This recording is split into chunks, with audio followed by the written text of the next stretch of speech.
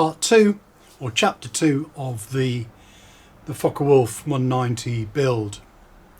Now, I said in first chapter about the plan, it's to show you what the plane looks like. It's not a build over type plan. So what I've done now is I've actually now put mine behind me. You can see now here it is on a board behind me, so I can now refer to it when I'm building the model on the building board. Another thing I said in the first chapter was that several people have commented on the fact that the fuse or the top fuse sides are a bit shallow for where the cockpit canopy sits over the top, so they've had to raise the sides of the top fuse. And these are the pieces, again, recap on what we looked at in chapter 1. So these are the pieces that we were looking at, referring to here, where you've got this step down here through. So that's the front and that's the rear of the cockpit canopy. And what people are saying is that the cockpit canopy is coming to about there. So what we need to do is add another piece of balsa to that. So what I've thought about doing, rather than taking these out of the holding sheets, I'm going to actually glue this in place here, and then once it's dry I will then cut it down there and remove the whole section from the sheet. Now the glue I'm going to use for that, I'm going to use a variety of glues during this build, but the one I'm going to use is Superfatic. Now Superfatic, if you haven't used it, is a very thin glue, and it's, I suppose it could be classified an equivalent of Sino super glue. Now before I stick it, two other things to point out. I've actually covered my balsa building sheet here with thin plastic film. Obviously if glue gets on the balsa, it's going to provide lumps, and then on subsequent builds, not this one, but on subsequent builds where I need to build on top of a nice flat surface, I don't want lumps on it. So putting the sheet of plastic on top, clear plastic on top, helps that. The other thing is I've got these cutting mats, really useful, the cutting mats. So I've got various sizes. There's a small one here, and which there's Elmo. You can just zoom the camera up a bit so you can see our friend. There he is. Yeah, I think I'll take the knife out of his reach. A bit too close for comfort, that is. He can get a bit carried away. He's propped up at the end, just making sure that I do everything correctly. And in fact, he was the one that who suggested that I use Superfatic glue. So yeah, these cutting mats, really good, self-healing, so you can cut your balsa and ply on them without any fear of cutting into a plan or your building board beneath. So let's apply some of this Superfatic. I'm just going to apply it to the laser cut joint there. Just run it along here and up there. Now because it's very thin, it wicks in, I can use my finger or a cloth, because it will be a bit dirty, just to help it get into that joint. Wiggle the sheet about, that's fine, no problem at all. And if I wanted to be super duper careful to make sure I get a nice tight joint, what I could do is put masking tape along that joint if I wanted to, or I could have put masking tape on the reverse side of it. Doesn't really matter. What I'm going to do is I'm going to use some pins. Now again, things about pins, there are lots of pins available. You can get ones that are T-shaped, you get ones that are glass headed. What I tend to use are these ones here, which are incredibly sharp. Just put that against, I'm not going to stick it in my hand obviously, but you see I've got a very thin point. Now the advantage with these is they're not as thick as the T pins and don't have a tendency to split balsa as easily. Anyway, let's just push the pin in at an angle just to hold the joint together there, and here, and again do the same on this one.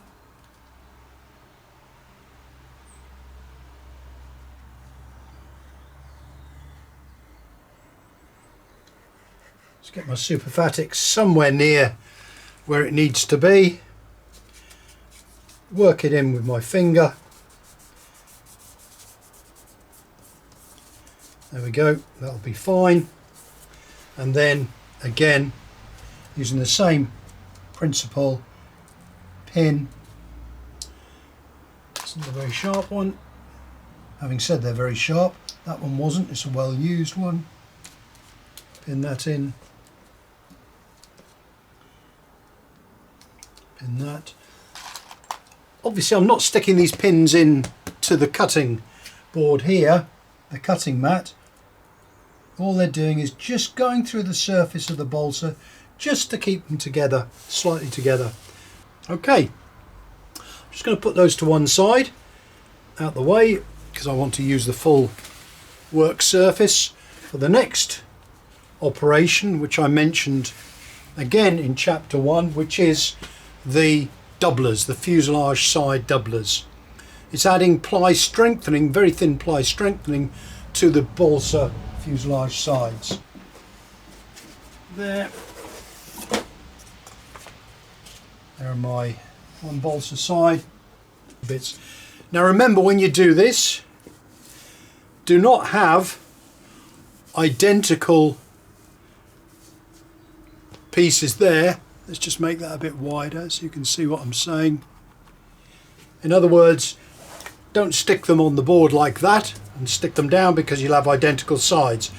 We need to have a reverse side to that. So flipping that one over, I've now got a right hand side and I've got a left hand side here. And what I'm going to do is stick that one on to there and stick that one onto there. I've just put onto my work surface another type of building board, and this is a magnetic building board, one I made myself with a thin sheet of steel. And you'll see why in a moment, because when you're putting doublers onto your fuselage sides, you need to keep them in position while the glue goes off. You could use a contact adhesive like Yoo-Hoo Pour, but I tend to prefer PVA, and my glue of choice for that is Gorilla Glue White. Not the brown expanding stuff, the white stuff. Really good stuff. And the reason I'm using my magnetic building board is, instead of having pins to try and push through the ply, and it's only thin ply so you could do that and push them down, what I will be using are magnets to hold this in place like that, and that will hold the ply doublers firmly against the balsa and the glue until they go off. But I will also be showing another little trick later to assist in this. Okay, so to make it easier for me, so I know the glue area to apply to, I'm just going to draw an outline of that. You could say, well, you don't need to bother because you can apply it to that. Yeah, but I'll get it all over my fingers. So I'll do that one, remembering to have an opposite handed one, so I get a left and right fuse. Just mark those so I can see the rough position. Get my Gorilla Glue, top raised off. I can now hopefully apply my glue. You don't have to go crazy with this glue, it will go a long way.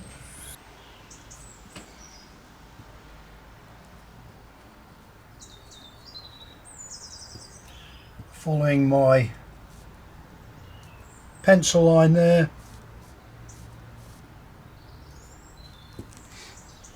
And what I'm now going to do is use an old credit card to spread it out.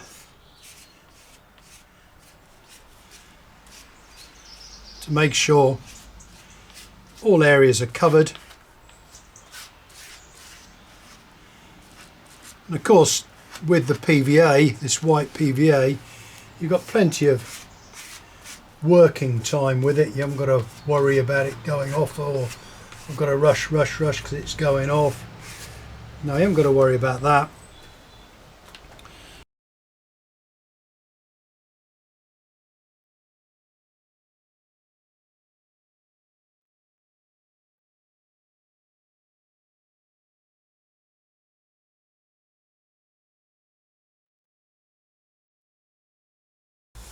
There we go. Put that on the edge there. Okay, and apply doubler, lining up the edges. Most importantly, lining up where the wing seating is. There, and apply doubler, lining up the edges. Most importantly, lining up where the wing seating is. There, and the same with this one.